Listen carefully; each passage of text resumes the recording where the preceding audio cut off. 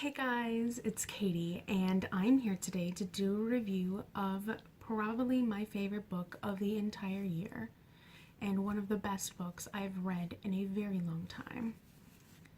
Fool's Quest by Robin Hobb. This is the 15th book in the overall Realm of the Elderling series, and the second book in the Fitz and the Fool trilogy. So I'm going to try very hard not to spoil anything in this book, because there is a lot that happens and I can't say any of it without giving away too much.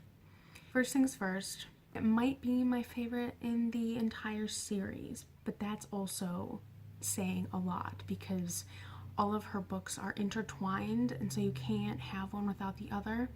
But the reason I say this might be my favorite is because of the things that happen, the pacing, just the extra world building we get, the characters, just the things that happen.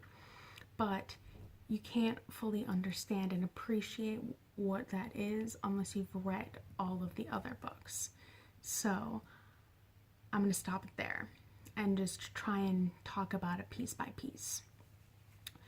So first, I guess I'll talk about the world building. The world building is phenomenal. It's been fleshed out for, as I said, now this is the 15th book, so 14 prior books, and the world building in this one is no less stunning and incredible. We get to have just some things that have been talked about before get explained more in depth, or we find out some new things that are intriguing. And that's just very, very exciting. So yes, the world building was phenomenal. Second, the writing. I'm not one of those readers who tends to nitpick writing, but one thing I will tell you is you don't just read these books, you live them. That is the perfect way to describe what these books are like. I don't feel like I'm reading a story. I feel like I am living it. I have fallen into the book, or the book has come to life. It really says something about the writing to me.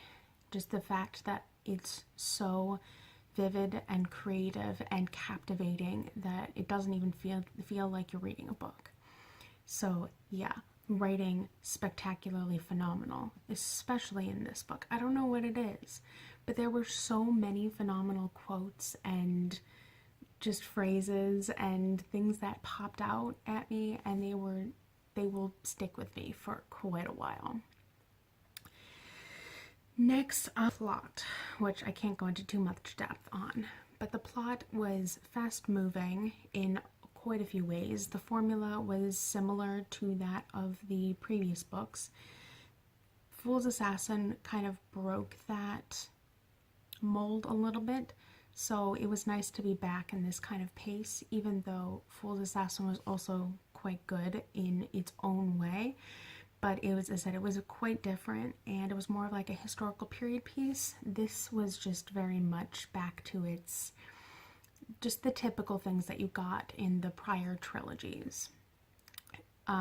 In terms of things that happen, is that I can't really talk about it too much, but know that it picks up directly after the events of Fool's Assassin, which were a lot. And just after the pacing of that book, just the last, I don't know, 5 or 6 chapters were just very, very different, and this book deals with a lot of the events that happened in the prior book.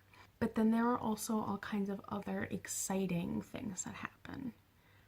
I'm not going to say more than that, but a lot happens in terms of plot. And I guess one thing I will say is several questions that we had from prior series, prior trilogies, etc.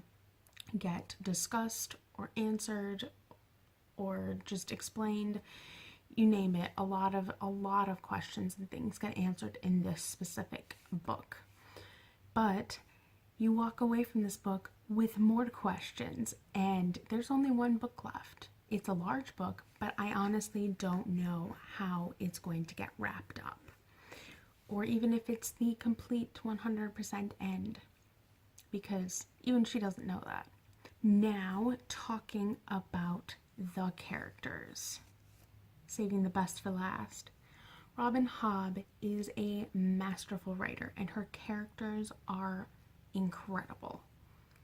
This story, of course, follows Fitz and the Fool, mostly, as well as the people that Fitz deals with regularly.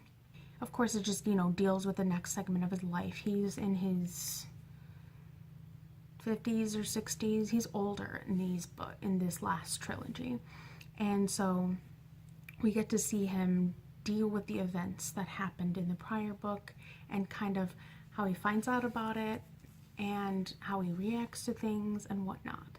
But the thing that this book really shone with was his relationships with those around him, particularly with the Fool. There was a lot that happened in terms of their relationship stuff. I'm not going to say more than that, but a lot.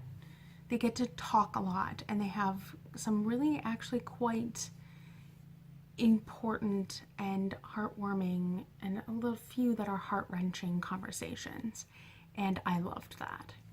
But then there's a whole new cast of characters that Fitz gets to deal with, and then of course the rest of the characters that we've known throughout the entire series, or that we've met along the way. And we also get to meet some new characters that are horrible, terrible people. Those kinds of people that you despise with every fiber of your being, but they're so interesting and intriguing that you want to know more about them. And that's where I'm at. And I know that we'll probably get a ton of information about them in the last book, because they become a really important portion of the book, especially since they deal with the other characters' POV that we got in Fool's Assassin story, if that makes sense. So a character was introduced in Fool's Assassin, and we have been getting their POV. And we had a lot of dealings with them in Fool's Assassin. They're still very present in Fool's Quest, but less so, which I might have liked, because I'm not 100% sure how I'm feeling about that character.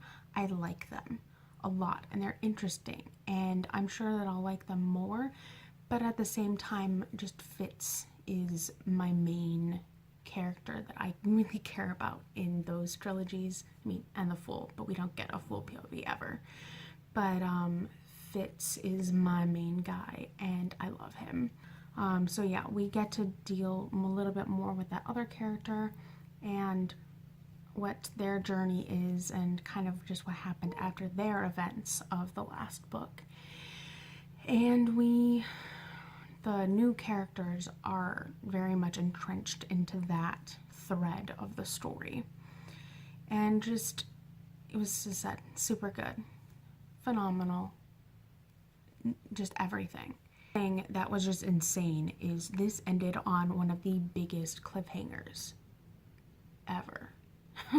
I haven't read a book with a cliffhanger this intense in a while, and I am debating whether or not I should start Assassin's Fate right away or if I should wait a little, but I'll probably end up starting Assassin's Fate because I need to know what happens, even though I know I'm going to die, because it's the last book and I can't handle that.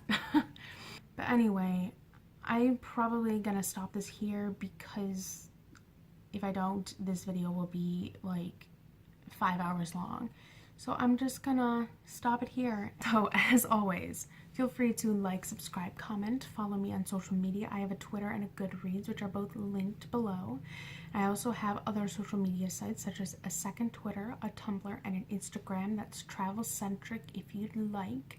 And I will come back with another video for you guys again soon. Okay, bye!